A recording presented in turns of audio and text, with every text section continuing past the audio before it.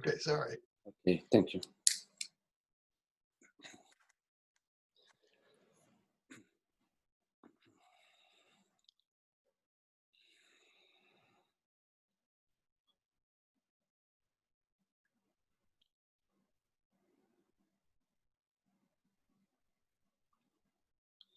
So, if we can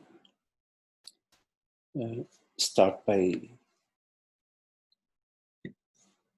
turning our attention to the peace, the stillness within.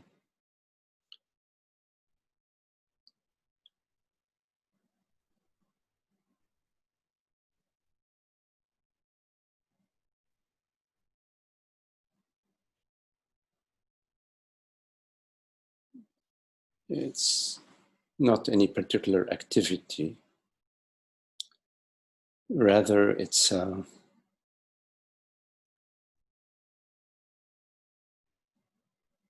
resting,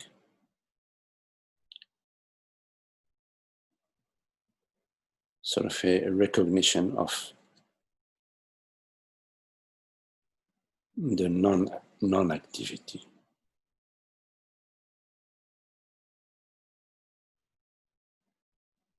The aspect of our experience which is pre-mental, pre-conceptual.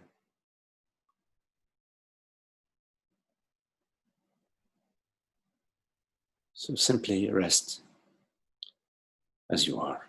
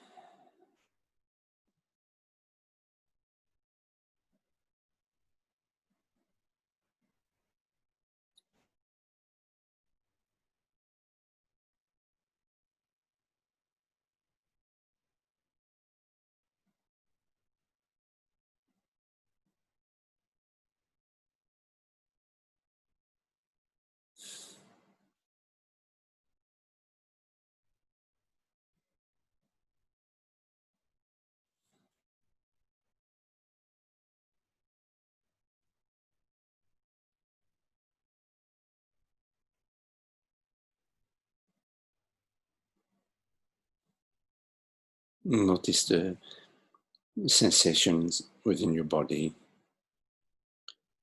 just as they are.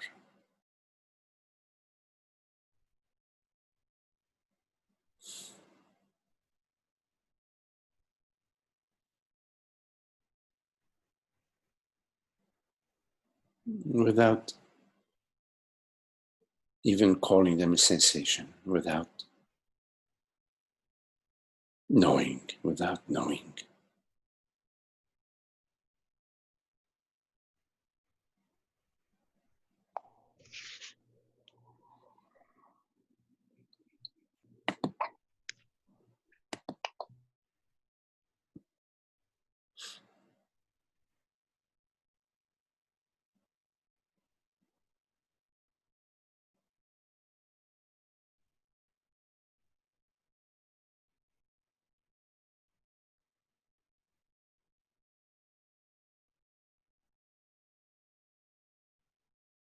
Before you know anything,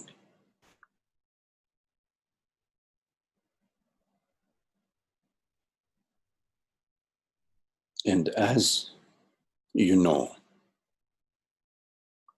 your experience,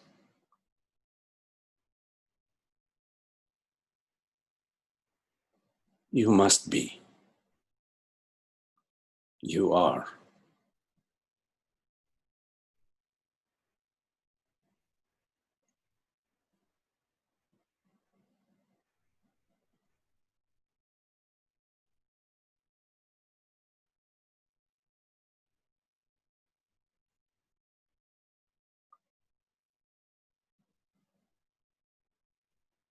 in every aspect of your experience, you are.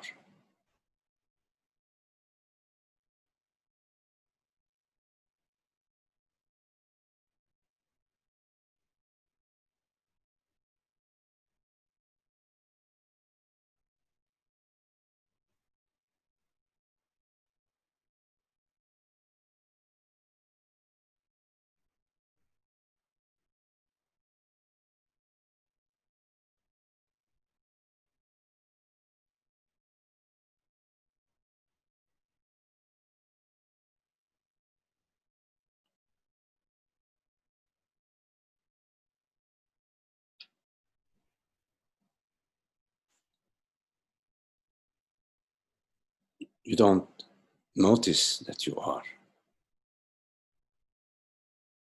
But when you examine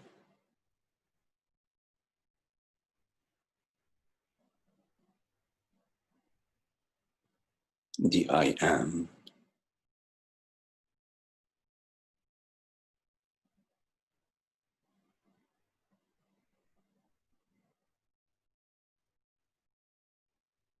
you find the quality of being.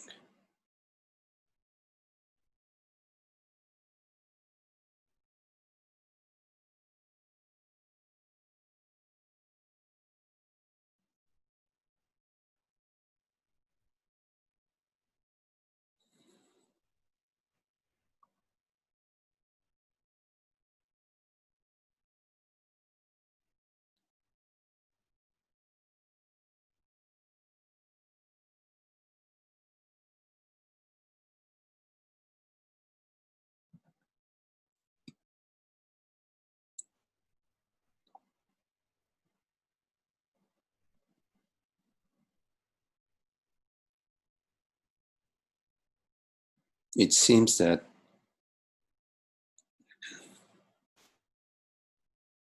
as you experience a perception or a sensation or a mentation,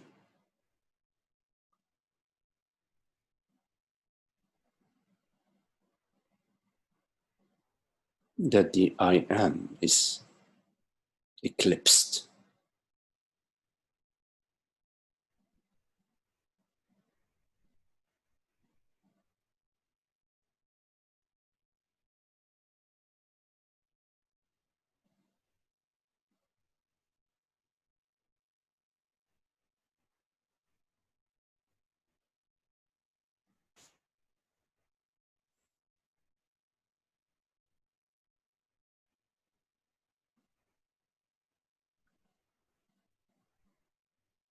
And yet, what is it that perceives? A thought or a sensation?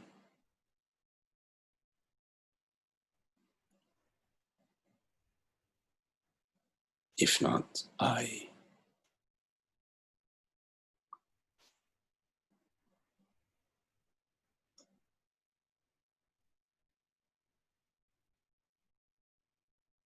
So I take on the form of a sensation.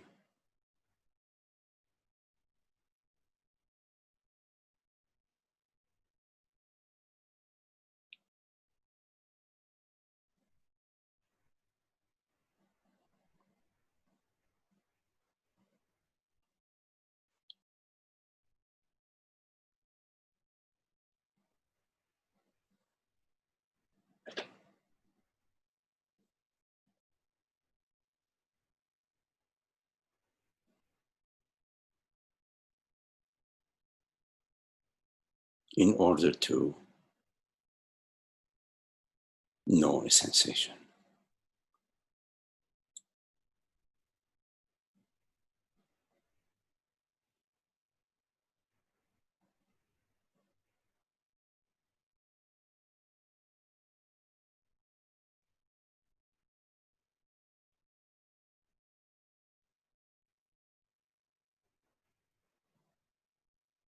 may take on the form of the sunshine shining through the open window.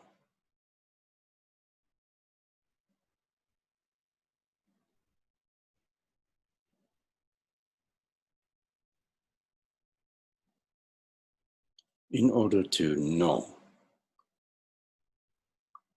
the sunshine shining through.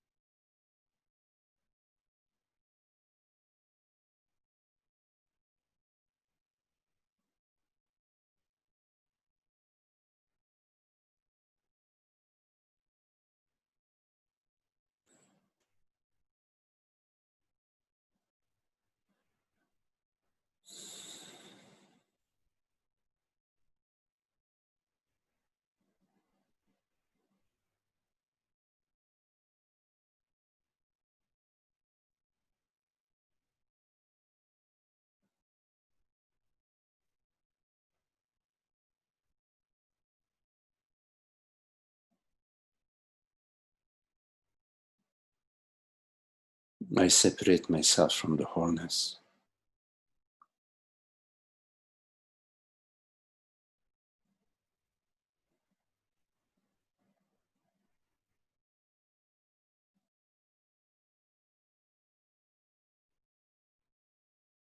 To experience the sense of lack,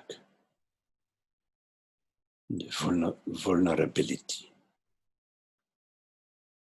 the fragility,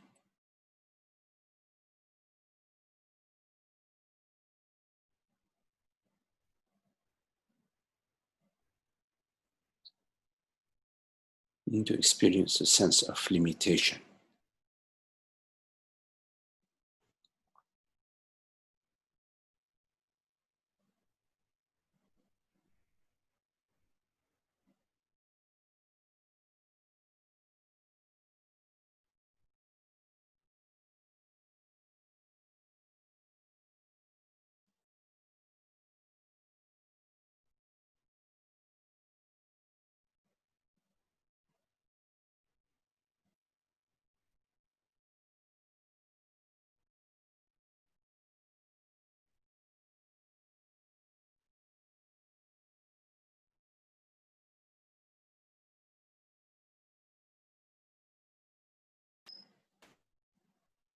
I work diligently and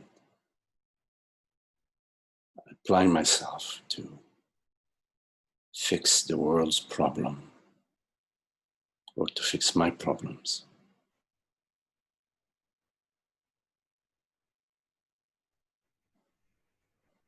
In order to experience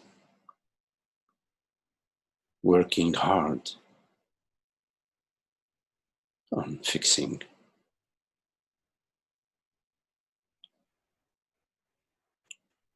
the world problems and my problems.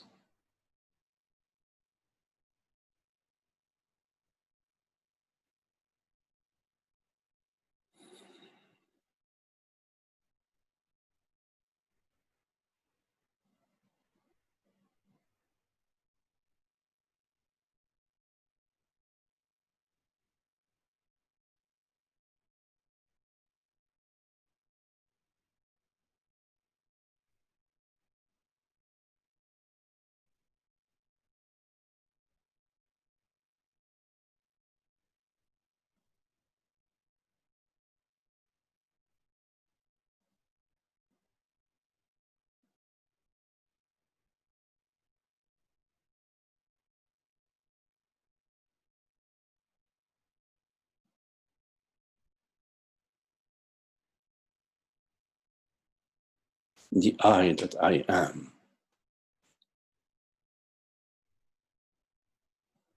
is undefined and undetermined.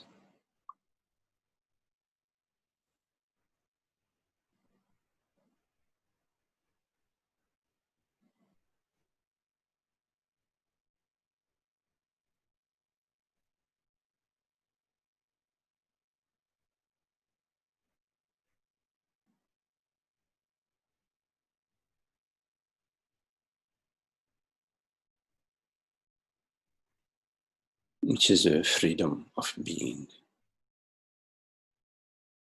the infinity and eternity of being.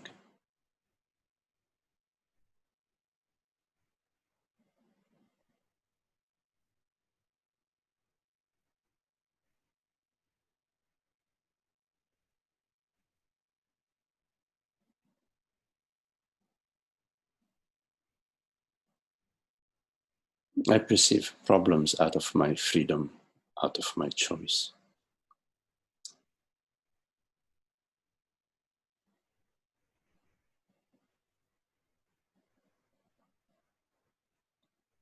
I set up the stage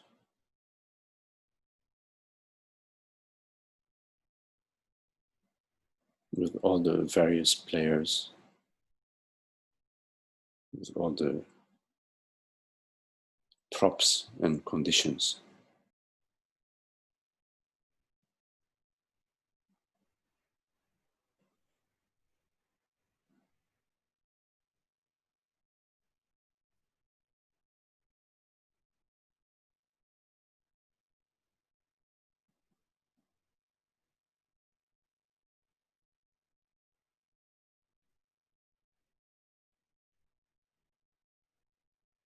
And then I absorb myself in the story.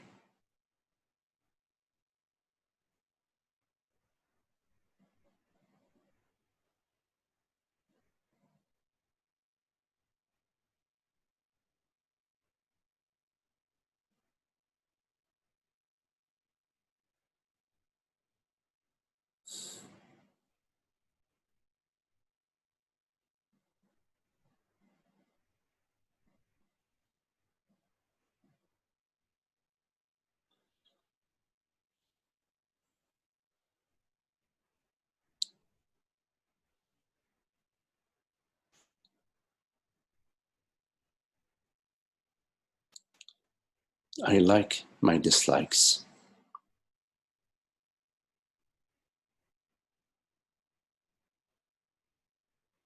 Otherwise,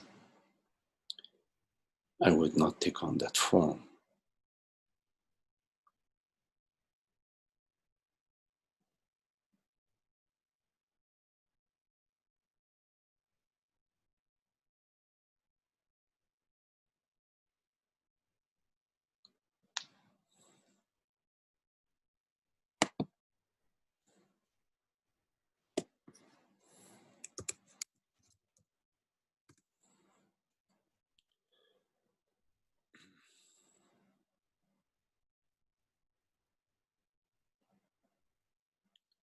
Hello, Richard.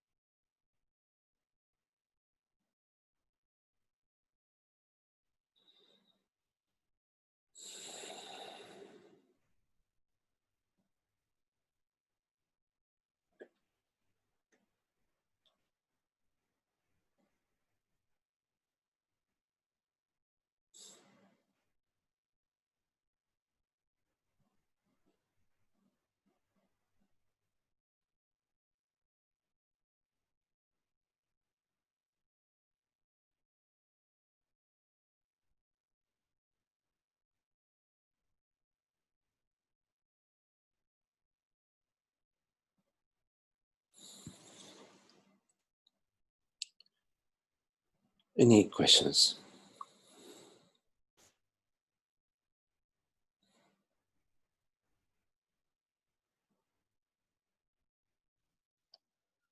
Hola, Magdi. Hola, Emmanuel. How are you doing? Tranquilo. Very good, very good.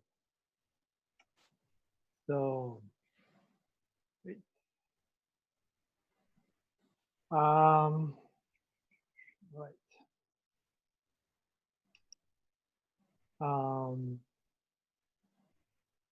It seems that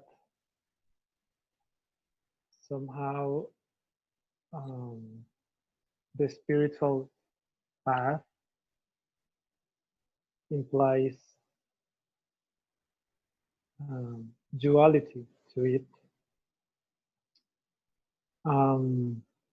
For example, if I ask, what is my real nature, or what is my essential being, or these kind of questions that I usually ask, they imply that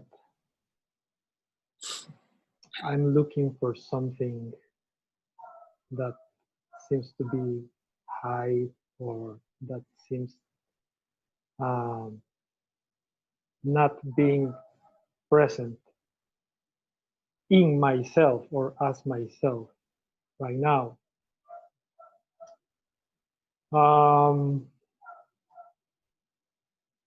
So, okay, let me organize the ideas.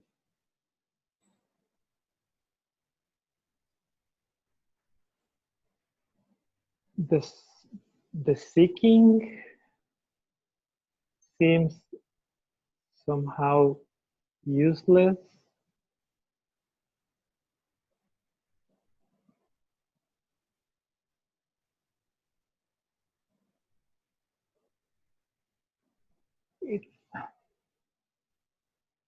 It's like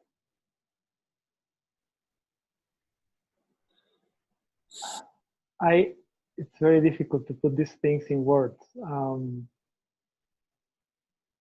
Like my true nature is myself. I am my true nature. I am my true being. There cannot be an essence to myself, because in that case I am opposing or creating like opposition between I and an essence, you know. So in that case I am not what I think I am, but my essence. So in this case it just remains like resting, some kind of resting, some kind of silence and quietness.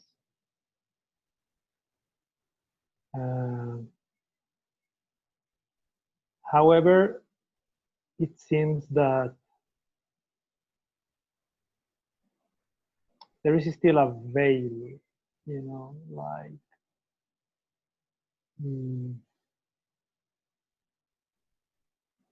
it's like, oh my God. Okay, it's not about seeking or looking for something, since I already am right now.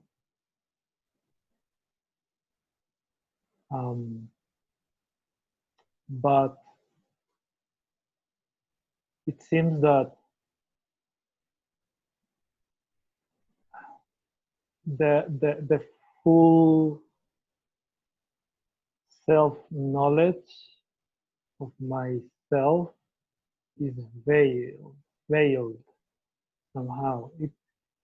And even if it's an illusion, if it is an illusion, I mean, it it is experienced, this illusion, and when I try to find this veil or this illusion, I can't find anything, obviously. So there is a like a kind of a last question that remains, and it is like, how can this illusion or this veil be seen as as an illusory veil? You know, like, because even to say to remove the veil doesn't make much sense, because it cannot, if it is an illusion, it can be it can't be removed, because only something real can be removed. So Yes. please, some light. If you can remove what is real, you must be somebody really, really special. Yeah. No, but I understand what you are meaning. So there is the understanding that I am that that I is I. And so that's clear. You look at it and you keep looking at it, you keep looking at it, and it's clear that what else would I be but I am that I, awareness, whatever. And so yes, there is the illusion that I am a body mind, that I am the memories, the thoughts, the feelings, the story, the little boy, the father, the son, the whatever, all that. I realize that that's not really what I is. I am whatever I am, whatever the reality of I is. I understand that. But there is still some sort of veil. Mm-hmm. That veil that you're speaking about is at the feeling level. At the feeling level, there is a subtle seeking a certain experience, a certain feeling, or expecting a certain feeling, a certain experience, a certain situation. Because when at the feeling level, there is also this complete being feeling, meaning being, not any movement. There isn't any image, any comparison, any measurement, any evaluation, any story at the feeling level. So it's at the feeling level that there is this imaginary impression, which is a form of some sort of expectation at the feeling level, some sort of condition at the feeling level, some idea of how it would feel to be myself. It's something. Yeah. It feels just like this, just like this. This is how it feels, just like this.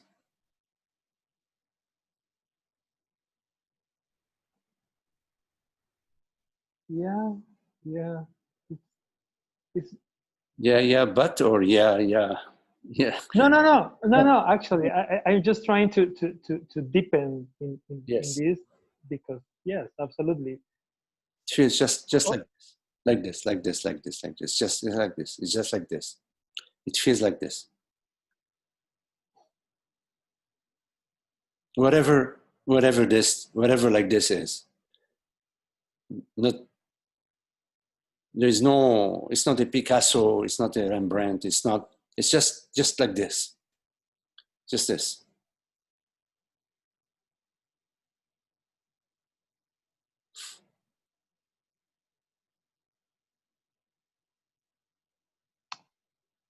Yeah, it's true that it's, or the idea or the feeling that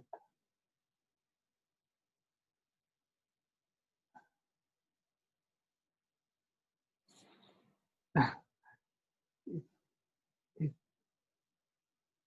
it's something different.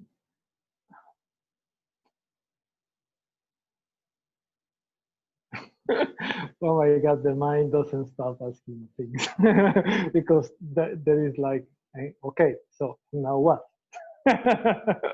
Now, Now what does now what mean? For example, now what would be, okay, well, what is going to be the next experience?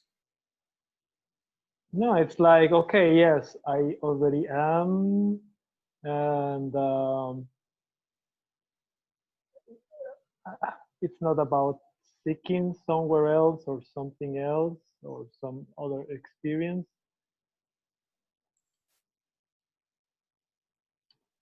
I don't know. It's very weird. This sense of that there is something missing, you know. And yeah, this is like it's like the veil. There Like, can only be something missing when there is somewhere, maybe even in the basement, the idea or the feeling that something should be different, or something should be more, or something should be glittery, or something should be shiny. So that's, but it, yeah, yeah. I mean, it's very contradictory. Contradictory. Is that the word? yes, Contradictory. contradictory. Okay, contradictory. Because on one hand, I see that there is no place or experience to look for except just being, you know. You're not, you are not looking for being. You are being. Being is what I. I already, yeah. There is in being. There is no. Everything is being. It looks like this. It appears like this. It is this. There isn't something else that some particular being is going to go and discover it or discover something special. I, Being is what I is, and what everything is. Everything is being. There is an internal panorama of being, which we refer to as Magdi or Emmanuel, and there is the external panorama of being, which we refer to as the world and the body. But that's just a nomenclature. How do you say? That's just a way of categorizing being. mm, Categorizing mm. as the internal realm of being, the mentation, the sensation, the internal mind, and the external aspect of being, which is the world. But in fact, the external world is how my internal being is appearing. They're not two. There isn't a two. There aren't two actualities in my experience. The inner and the outer are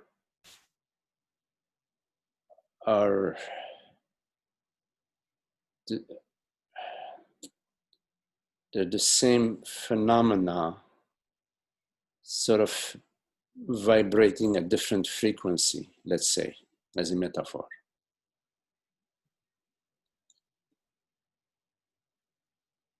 And within that, within being, there is being somebody particular, being somebody particular. And when there is somebody particular within being, then we experience the particularity, the vulnerability, the sense of lack, Well, yeah, that's the veil, right? I mean, that it, it's the it's the it's the particularity of the totality. It is the download. It's the precipitation of the formless universe into a cosmic appearance. Okay, but can we go back, like Yeah. some steps back? Then you can go back in your understanding. When you come to your understanding that the particular point of view is just a focalization of the whole. You recognize within the focal locality, you recognize the whole. You recognize the totality in the Yeah, that's like what I mean when I say that it seems that there is something missing. I mean that recognition, clear recognition of even be able to express in words, I am the whole, I am wholeness, I so am the universal, you know. Yes, I am, and even I can say like, okay, I can stop looking for some essence or some true nature somewhere else or yes, in but then, mine or whatever. you need to look at what are, let's say, the qualities of this I. So okay, you stop looking for the I am outside, but now you can look at what are the qualities of this I. No, I don't mean outside like In in the object, world. forms, in No, experiences. No. I know. I mean like, even for example, by asking what are like my qualities, you know, even if in reality I am qualityless,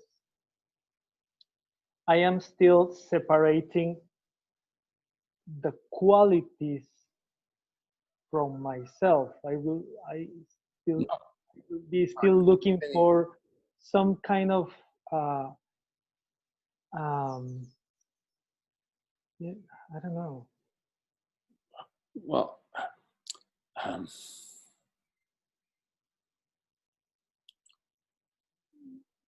when you say that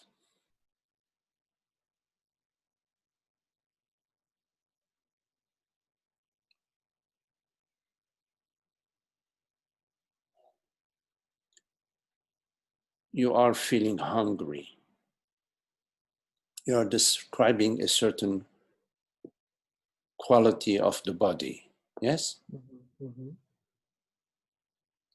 But the fact that you're describing this quality of the body, does not mean that there is any separation between that quality of hunger and the body. Yeah, it's true. Mm-hmm. When I say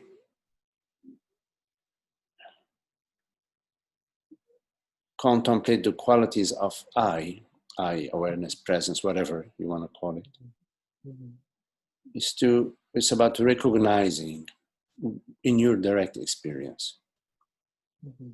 Mm-hmm. that I is formless, shapeless, non-local, it's not inside, outside, it doesn't have a beginning or an ending, it's genderless, has no age, has no owner, there is nothing that owns it. And that nothing is not it. It's not, it doesn't have a form, so therefore there is no other form, there is nothing, there's no possibility of anything outside of it. Mm-hmm. Everything is it. Mm-hmm. It is absolute meaning across time and space. So that's what I mean by the contemplation of the qualities of I But you have to turn to your experience and get into the feeling of it, so that it doesn't become an academic exercise. Of course. Consciousness is limitless, is borderless. Yeah, yeah. To get to this living sense of it, the transparency of being, effortlessness of being.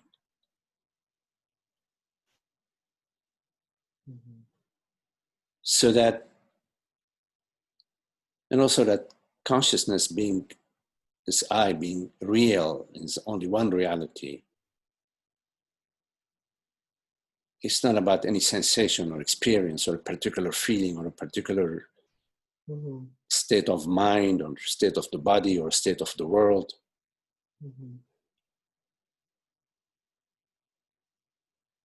So this is a sort of contemplation that you have to sort of simmer in it. So that it becomes clear in your experience that yes, that is true, that is my experience. It's a different thing from what beliefs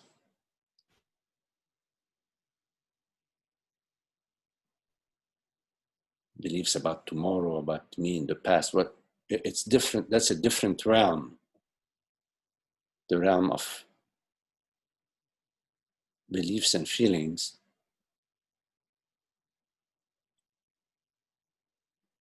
It's a different contemplation, contemplation of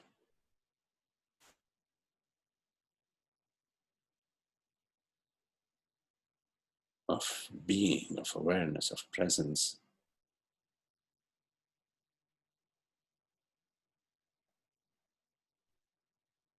So you can invite your whole being, your whole body, your whole, your all of you to simmer in this contemplation.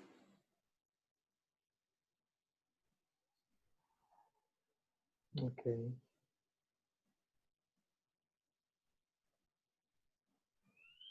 Okay. It's nice. Okay. That's it. Thank you. Okay. It's time for some cafecito now. Qué rico. Hello, Richard. So, Richard, you're right when you say, I like my dislikes. I think I understand what you mean. Is there a way for one to try to improve on old habits that may be hindrances to understanding, or ways to forgive oneself for past mistakes without increasing a sense of separate self?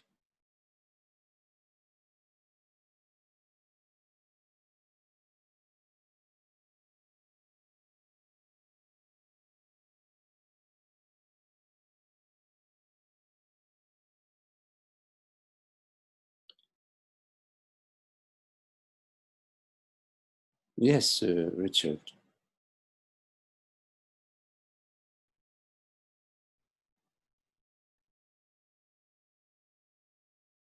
So it's helpful to get some clarity within yourself about the patterns that, the old habits and patterns that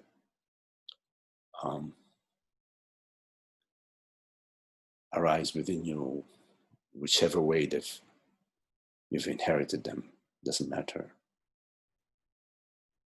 At some point, we start to get some clarity about the uselessness and even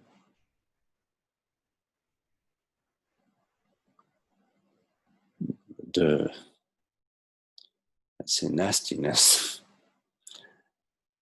about some of our patterns, and we start wondering, like, darn, what's going on? You know? I mean, do I need to just keep repeating this same old? And we start to see the damage, you know, in our relationships and internally, the unhappiness, angst, the anger, the self-blame, or but we need to be interested in seeing, you know, those aspects of ourselves that may not be so attractive.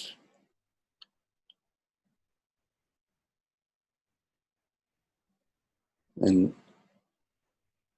sometimes in relationship, our friends, our partners, they may be pointing to those things to us, mirroring, and we may be available to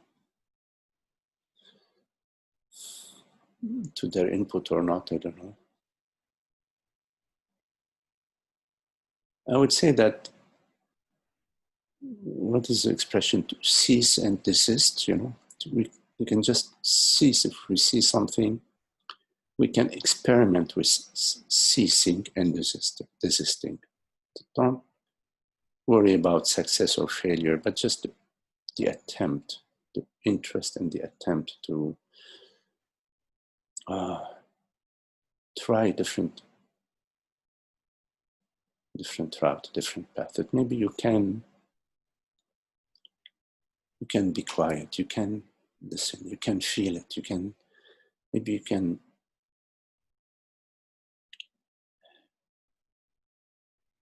you can be okay in the midst of that internal tempest. Sometimes it feels that way. And in general, when we try to manage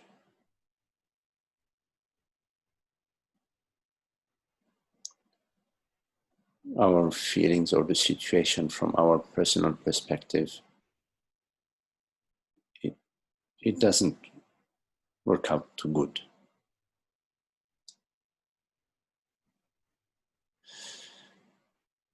There has to be a certain degree of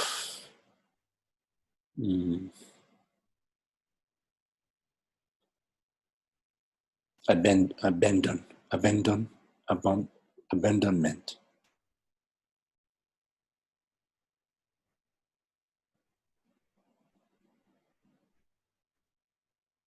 And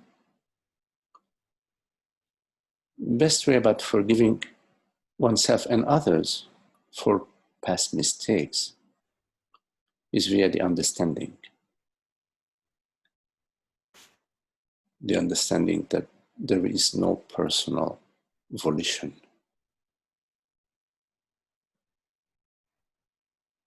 Because there is no personal doer, there is no personal self, in fact. It's a reflection. It's universal consciousness being diffracted within the kaleidoscope of separation, within our internal makeup,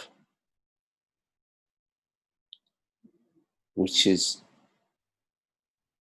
sort of a universal condition. We have not fabricated ourselves.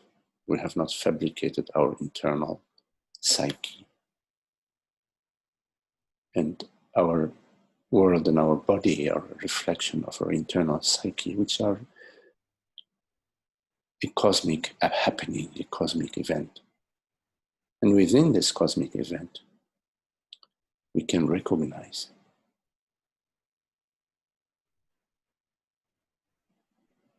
first, we can recognize the whirlpool, the local whirlpool of personal being. And also we can recognize like God's hand in everything that is unfolding. So there isn't a personal guilt or blame. That's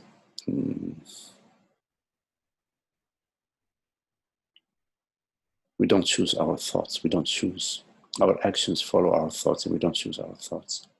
But we have the capacity of self-reflection, of discernment, an inner discernment that manifests itself then in our life, in our actions, in our behavior.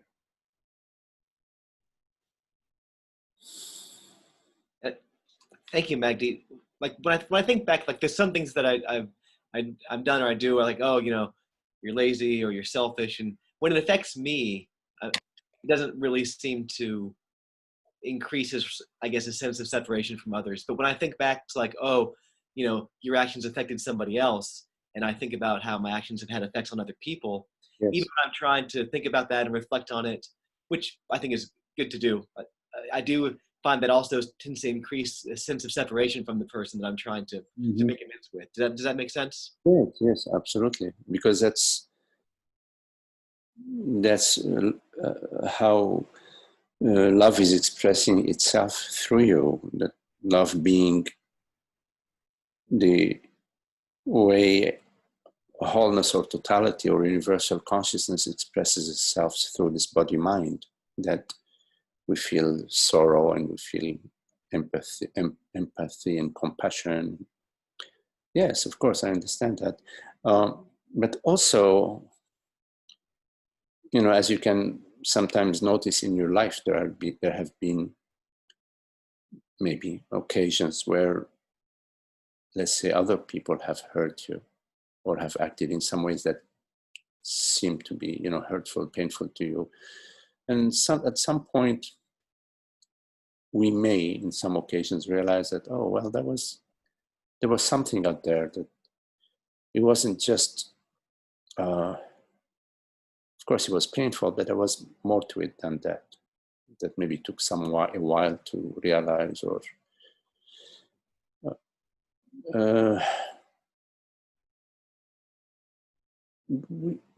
we're not intentionally trying to hurt somebody. So whatever is unfolding through you is like, whichever way the sun is shining onto the earth, whichever way the position of the earth is at that particular moment around the sun, it shines in a particular way, whichever way the weather. So whatever action has manifested through you is a cosmic action. It's coming through you, through this body, mind, internal psyche realm of manifestation. And for somebody to experience that their realm of being hurt, or whatever emotions or feelings they're experiencing, it's also the way they're experiencing their sense of being a particular separate self. So it's part of their journey, in a way, part of their spin. In some cases, you could insult somebody and they'll be, oh, okay, well, gee, yeah, I'm sorry, you're right, I'm an asshole sometimes, you know. Sorry, you're right. You know, and you go, wow. Another person, you may just say a little teeny tiny thing, you know, oh, there is a hair on your jacket or something, and they get offended. So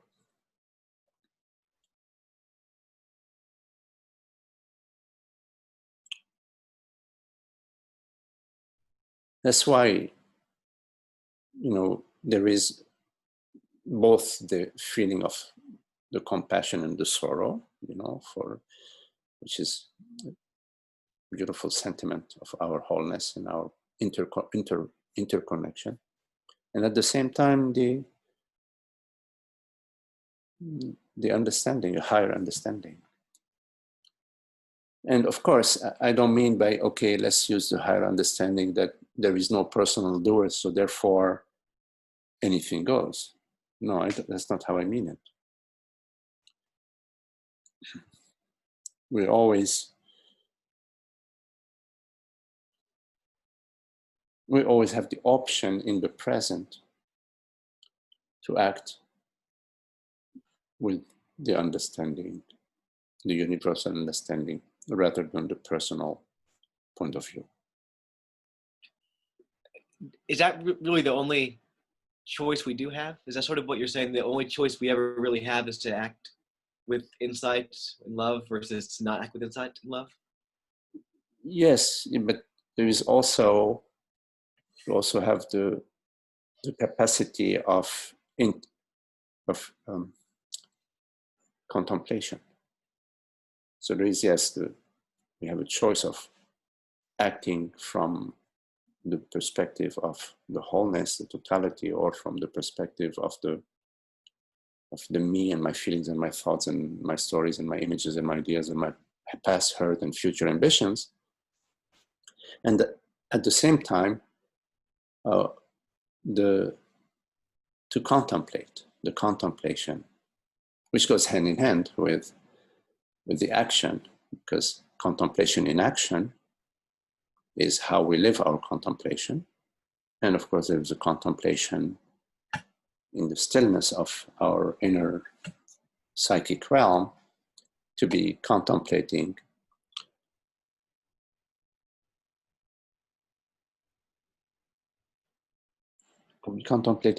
reality, truth, whichever way you contemplate it. What is going on? What is it? What is this? What is my experience? What is truth? What is reality? What is this experience? What is manifestation? There is that contemplation. And of course, like, there's also what is misery, what is unhappiness, what is happening in the world, what is the world, what is violence, what is world hunger. All of it is interconnected. But it comes back to whether there is a blooming understanding within myself of what I truly am. The contemplation of what I truly am leads you to the understanding of the universal self.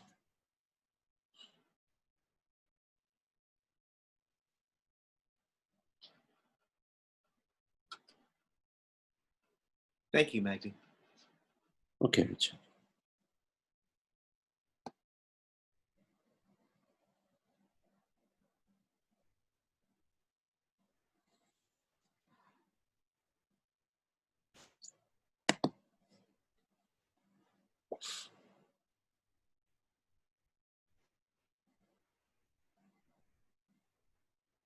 Wow, there are all these crows out in the yard.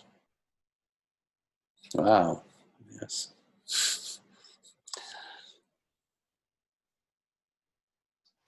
Let's show them to you.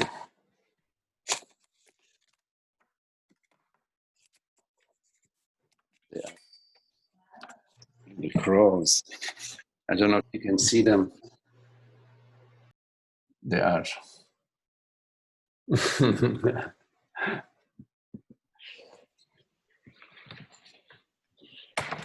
They are in the yard. They're so big. I saw them. Yes, yes, they're so, wow, flying around.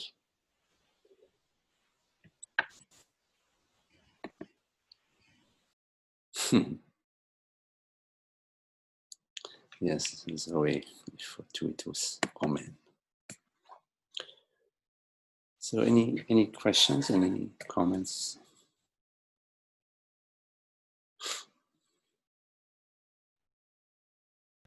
Magdi. Yes, hello Zoe. Hi. Yeah, those lines stuck out for me too today. I like my dislikes, otherwise I would not take on that form. And before this meeting, I was sitting there contemplating my likes and dislikes. Mm-hmm. It's just amazing to see the interconnectedness. But yeah, just recognizing that I, as consciousness, have decided all this that I'm experiencing, and that I came to that. Just sort of, it was I guess like an insight or something. Even thinking about feeling like a victim in certain instances in my life, or maybe my whole life, up until I started really contemplating and going, wow, that's a choice that I made for this, to experience this, what it's like to be a victim. Yes. Yeah. It's just amazing, the energy that came up from that, Magdi. It was like, oh yeah, like something sharp went through my throat, and yeah, it's like I wanted to throw up, but yeah, that was amazing. I'm so glad you're recording these, because it was just beautiful to hear you speak about that at the beginning. Thank you.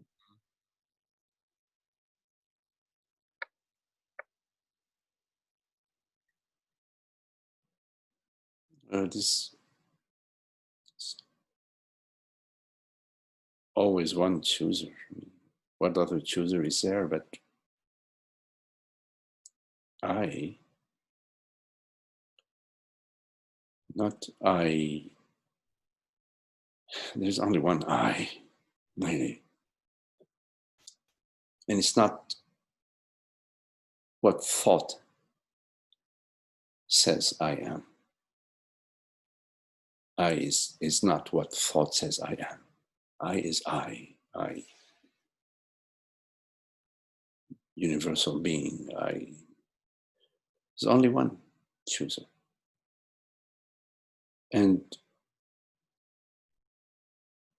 I choose this.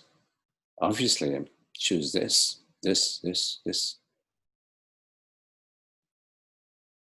And I choose to recognize myself.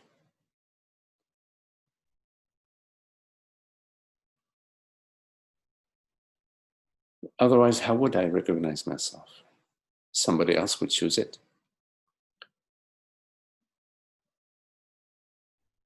So I recognize myself.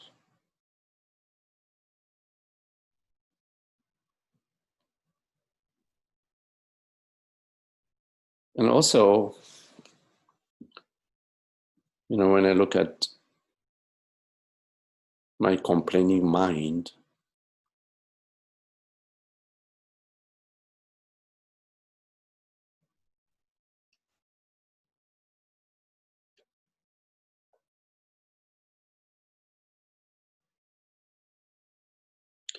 it's undeniable that in this moment, I can say yes or no.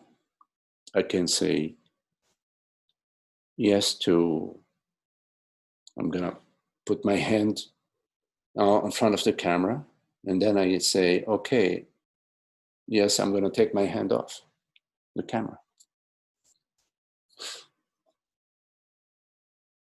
In this moment, I have the freedom.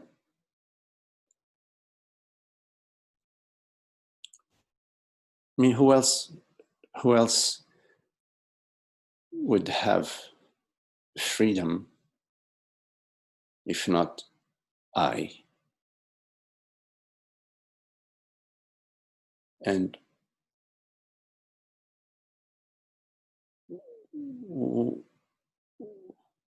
what interferes with that, with my freedom right now?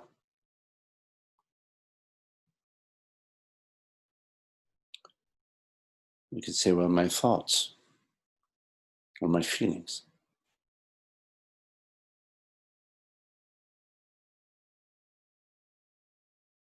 I am subject to my thoughts and to my feelings. So I say that, I say, I am subject to my thoughts and my feelings.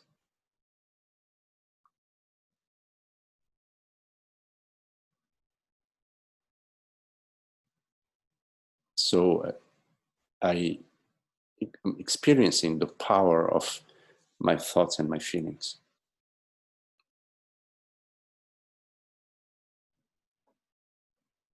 But how do I experience that? I experience that within myself as inner sensations, let's say.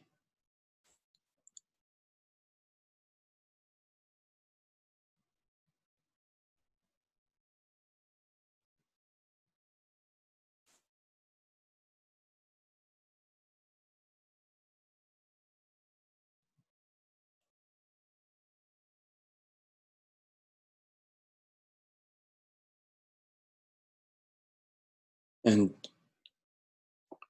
I could be subject to my inner sensations.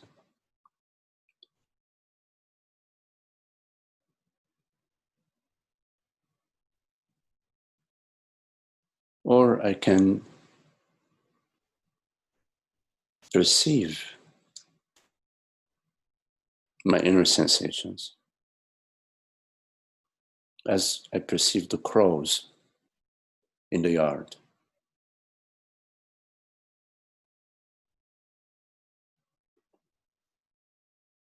It's possible, right? I mean, it's an option.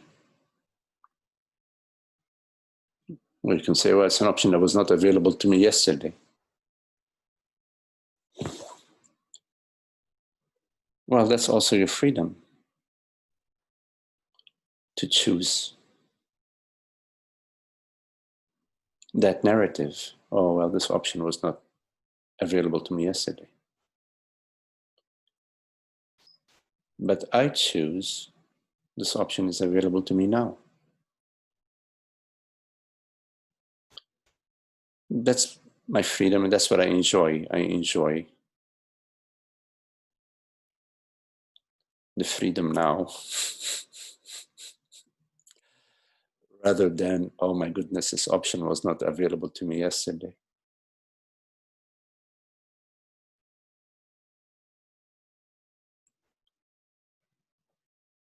So there can be some clarity about the choice. There is a choice. We can make a choice.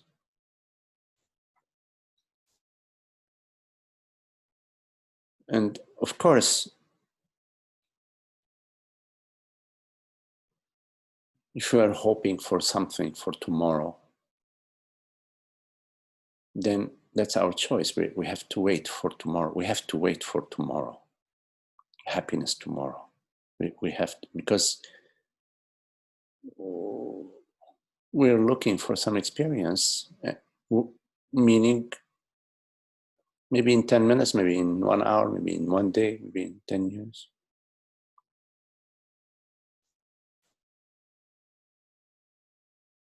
And somehow we don't trust resting as being.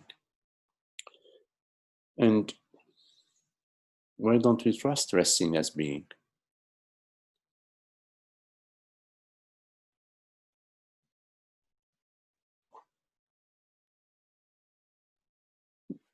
We can be active, meaning the body mind can be active, and we can still be resting as being internally,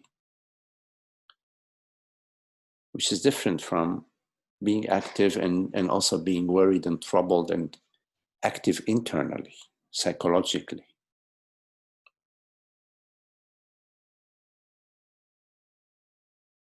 And we justify our psychological unhappiness. We say, well, that's some past trauma. So, okay, then we justify. We have a reason, we have an internal monologue that maintains and justifies our internal psychological state, which is an ongoing internal conversation. But it distracts you from presence, from resting as being, because it interferes with your capacity to dance, the cosmic dance in this moment freshly.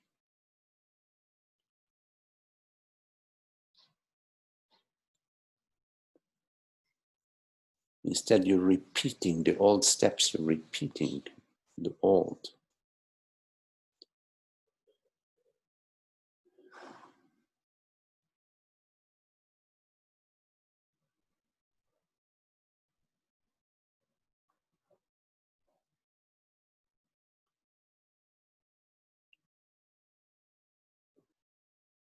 There are so many ways in which, in the internal mind conversation, it's so tricky and so slippery. But when it comes to presence, there's nothing to argue about.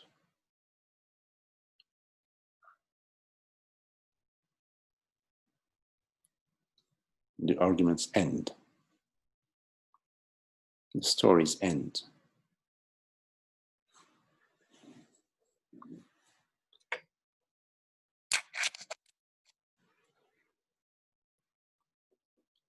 And it's in this ending, there is a freshness, the freshness in the ending.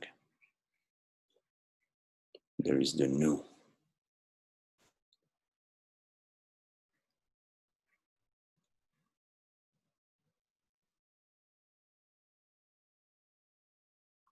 So there is the enjoyment, the joy of being. And the joy of being is, I don't know what the term, God-given, is God-given. But we poo-poo it.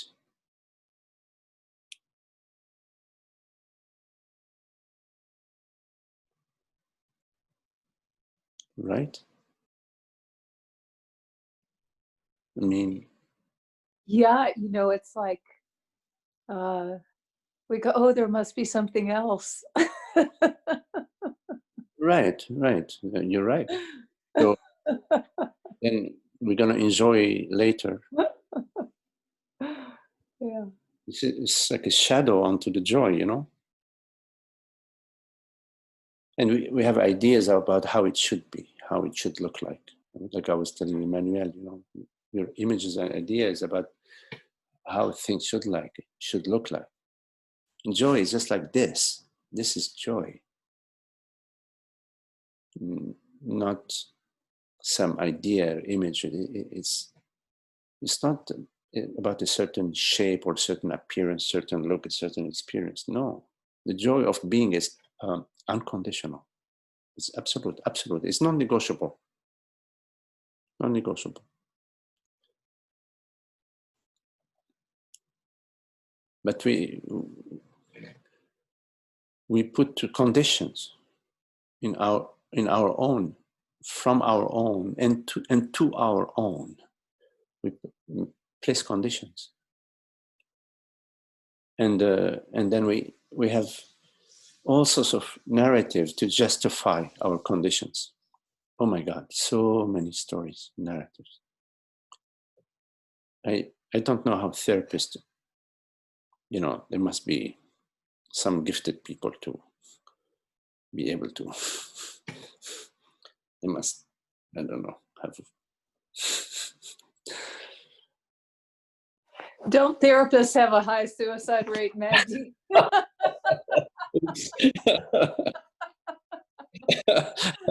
I seem to have read that somewhere. Well, the ones that survive, I don't know. That's dentist. Oh, dentist. Okay, dentist. Oh, yeah.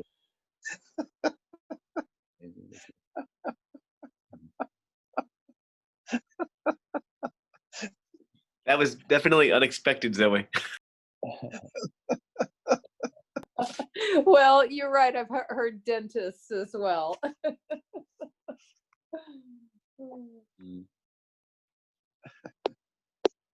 Well, any questions?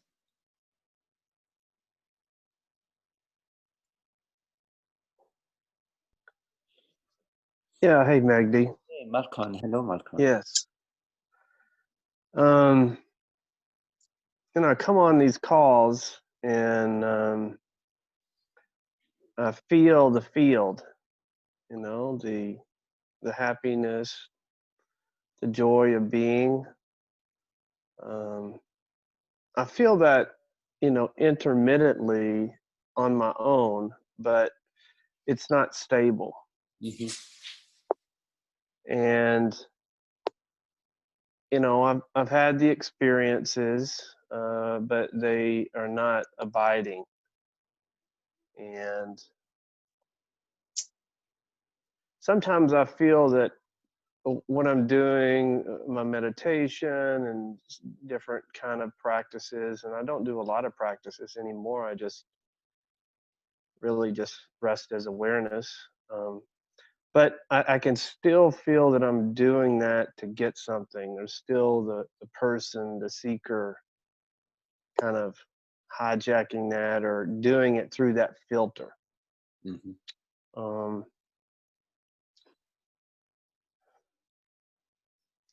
Yeah, I don't know what the specific question is, but I know I want what you have, more stable than what I have, and in the presence of a teacher that is stable, it seems to be helpful. Some kind of entrainment there. Yes.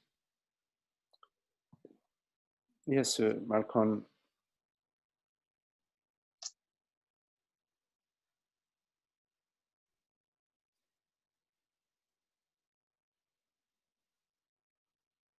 It's soaking in the love, soaking in the peace. Peace and love is contagious. And yes, it works that way. In terms of the stability in our self-recognition,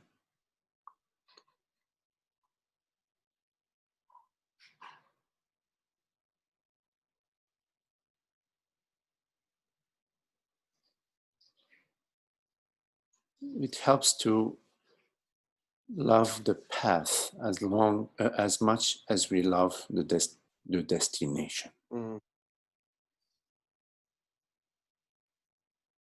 Because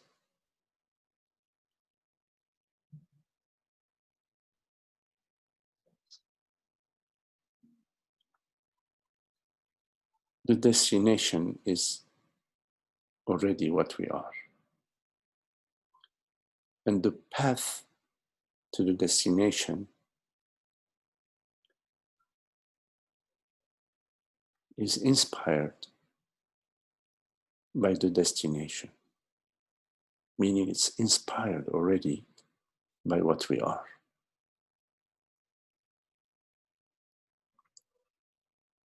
At the mind level, there is a diffraction.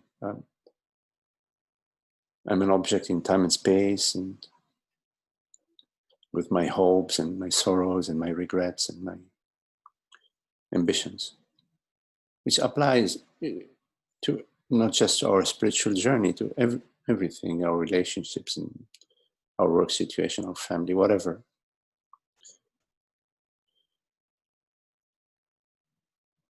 And just that whole aspect is just an internal spin. It's just a diffraction. It's like an orbit. It's just an orbit.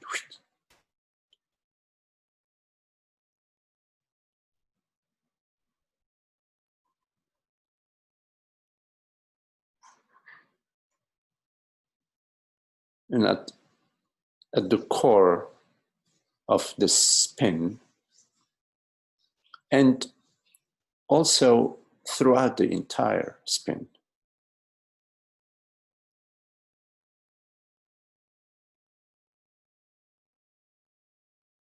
I am neither diminished nor augmented.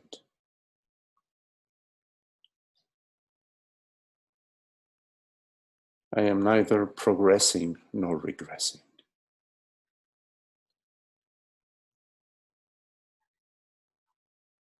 But from the mental spin aspect, and then it gets into the feeling state, it's a coloring, it's a movement, it's an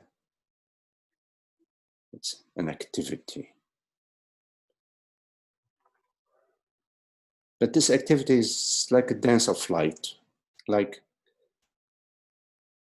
what do you call those lights in Alaska, you know, those when the solar particles, they make those lights, whatever you call them, I don't know. The sky, lights in the sky. It's just a dance. Oh, thank you, Richard. The aurora. It's like the aurora. Thank you, Richard. It's an aurora. That's all. It's an aurora. There is nothing really happening. Malkon is a passing experience, moment by moment. It's just an appearance and a disappearance, moment by moment.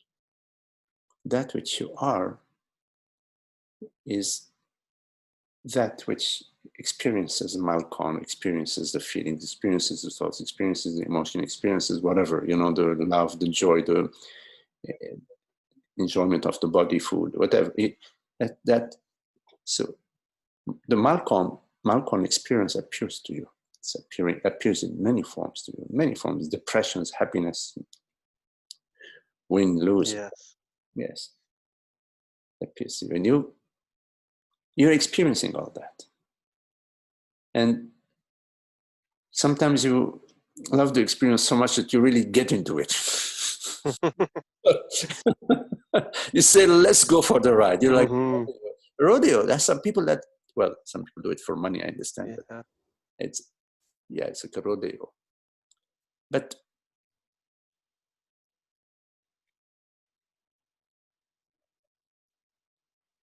there is also, to your experience,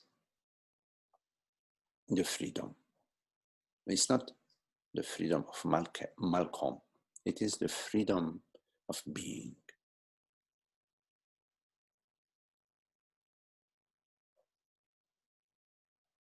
And if the movements of seeking, the dance of seeking arises,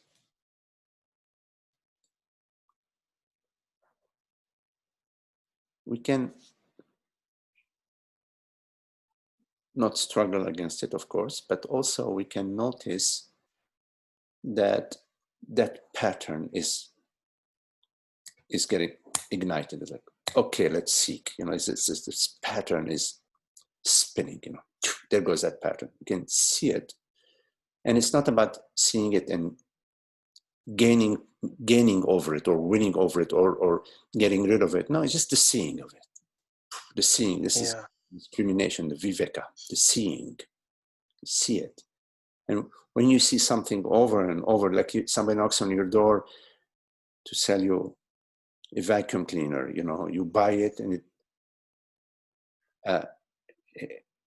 after a while you find out you bought it for $100, it's worth $50 in the store and doesn't work too good. And then somebody comes to sell you cooking pots, and same thing, you buy the cooking pot, later on you find that you paid double the price and it's made out of very thin aluminum. It burns really quickly. You see it after seeing it a few times. Next time somebody knocks on your door and says, I have a Persian carpet for you, you get twice to it. So it takes a few iterations, but it's just a seeing. It's not so much about improving yourself. Yeah. About becoming better, becoming more stabilized. Because there's something a little bit false about that. Mm-hmm. About getting stabilized. Of course, we talk about it just because some people ask about it, only because there are some folks that need to go a little further in their contemplation, and we say, okay, look, yeah, you have great understanding, but go a little further. So use the word stabilized. Forget about that word stabilized. You know, simply in the moment, you know, like in this moment, in this moment, it's the joy of being in this moment. And if something arises, we see it. Sometimes we don't see it, and then we go for the ride, you know, the spin, you know, the rodeo ride, and then rodeo ride is over. And sometimes we see things after the fact. You know, we see how we went on the spin. Oh, but that's also seeing. And then we do the regret. Okay, then we don't need to do the regret. But if we do the regret, then we see the regret. Okay, the regret is also another spin. Because consciousness doesn't care about, it's not trying to become better or regretting, you know? Yeah. I mean, look at, sometimes there is a strong wind and a beautiful tree still has another 100 years to go. The wind takes it down. You think somebody, God is regretting, you know? No, it's all, yeah. So there is a freshness to consciousness. Freshness, and that means we're not trying to do something in time. We're not trying to improve anything. Freshness is a spontaneity, letting go, a joy of being. So also there is that aspect in our contemplation. It's the whole thing, you know. It's the contemplation, the letting go,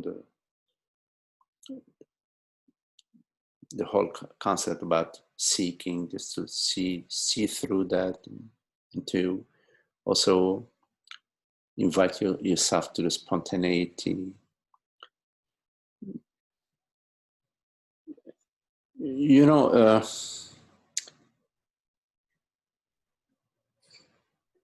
as long as you are interested in truth, then your path, whatever is needed along your path, comes to you, not from you.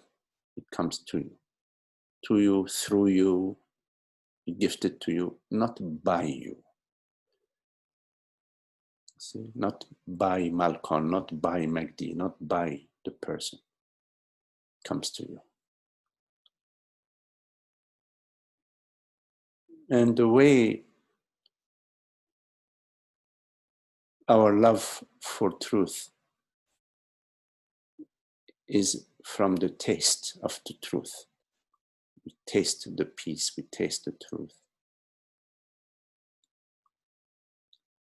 And then we are consumed by that love. And it's beautiful love. Who doesn't want to be consumed by love? Who wouldn't?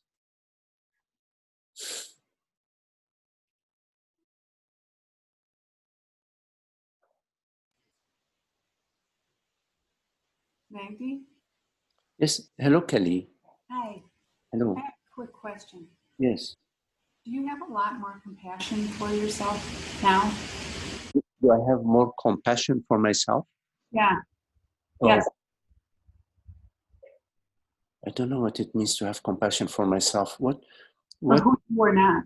Do you have more compassion for who you were not? For who I was? Yeah. You know, the way I look at it, Kelly, is that everything that has unfolded in my life and in the entire universe was just perfect. Just perfect. And is perfect. I don't know if I'm answering your question, but Yes. so all of it, you know, at least, you know, keep in mind, Kelly, that the recollection, via this body, mind, brain, nervous system of the body is very limited. You know, at the body, mind level, our experience is very limited.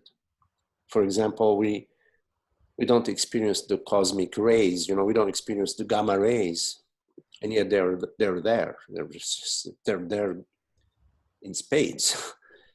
We don't experience the hum of the universe, but it's there. There are instruments that can detect that. I don't hear the birds that are singing in your backyard because this body mind is limited, and yet that's occurring, and there are instruments that can pick up the sounds of the birds in your backyard from here. It must be very expensive. So what I'm saying is that, you know, when you ask the body mind, when you rely on the body mind storage capacity and this capacity to recollect, it's recollecting a certain percentage of, you know, of the cosmic events. Right now, there are all sorts of events occurring, but this body mind is only aware 0.000% or 1% of what's happening. So when you ask the question, do I feel more compassion or regret, or how do I feel about past experiences? Because I'm aware that the realm of my experience is so narrow, and I'm also aware that my experiences have always been and still are interconnected with everything else, with the entire realm, the entire cosmic realm. Like a wave is interconnected with the ocean, or like a current in the ocean is interconnected with the ocean. And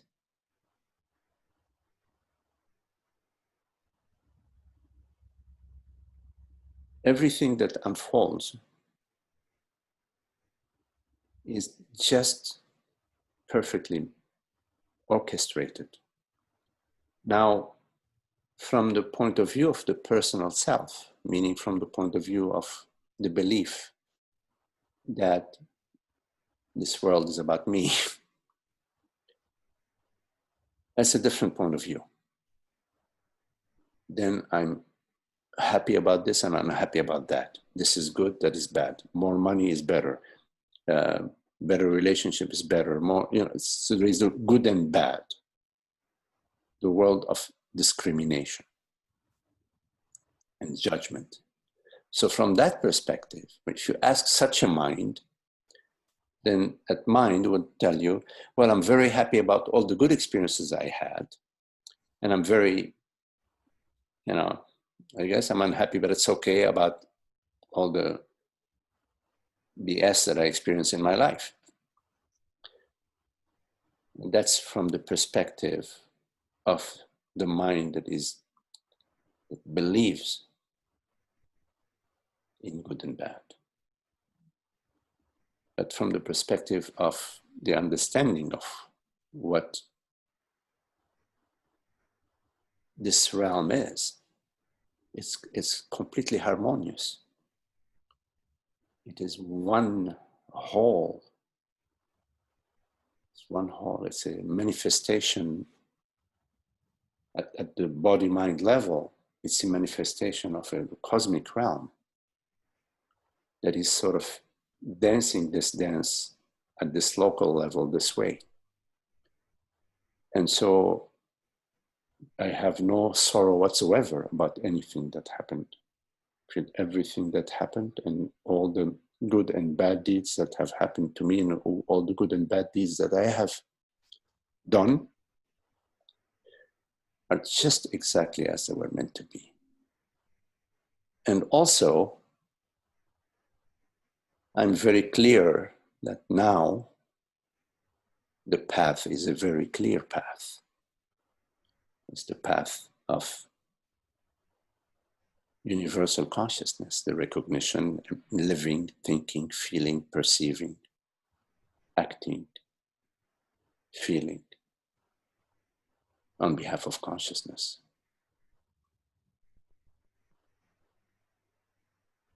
I'm not sure if I answered your question, but that's what your question evoked in me, Kelly. Yes, and more. Thank you. Okay. Yes, you did, and more. Thank you. Okay, Kelly.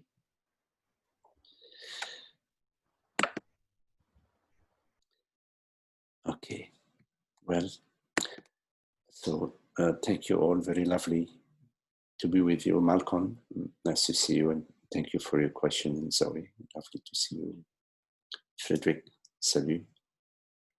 Nice to see you. And Kelly. Emmanuel and George. Maru and John. Thank you all. Thank you, Magdi. Okay, lovely to see you, George. Here we go. Thank you. Peace.